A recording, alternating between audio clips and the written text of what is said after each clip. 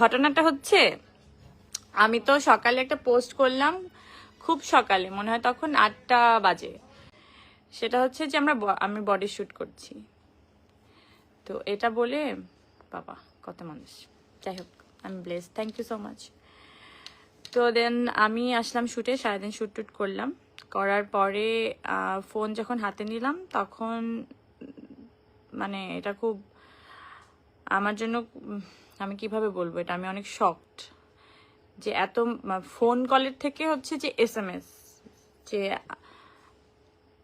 আপনি ভাবেন আপনি মরে গেছেন, ধরেন আপনারা কেউ বললো যে আপনার এক আত্মীয় মারা গেছে, তো আপনি সেই আত্মীয়কেই ফোন করে জিজ্ঞেস করছেন আপনি কি বেঁচে আছেন, আপনি মারা গেছেন, কখন মারা গেছেন।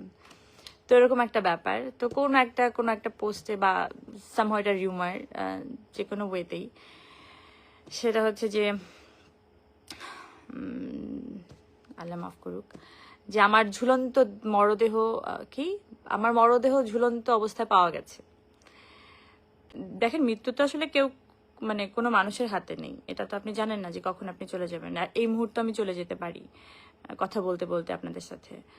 তো কিন্তু এমন আমি খুব স্বাভাবিক মৃত্যু আল্লাহর কাছে চাই, কিন্তু এরকম কোনো অস্বাভাবিক মৃত্যু আসলে আমি চাই না আমার জীবনে। যেমন সুইসাইড করার বিষয়টা, যে আমাকে বলা হচ্ছে যে হ্যাঁ মরদেহ কিভাবে, এখন ধরেন কোনো কারণে যদি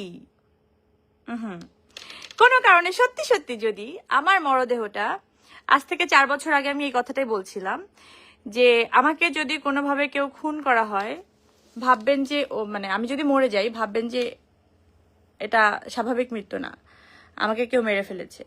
সো আজকেও আমি সেম কথাটাই বলবো। এই যে ঝুলন্ত মরদেহটা উদ্ধার করলো অনেকেই আমার, তারপর মৃত মানুষ লাইভে এসে কথা বলতেছে আপনাদের সাথে।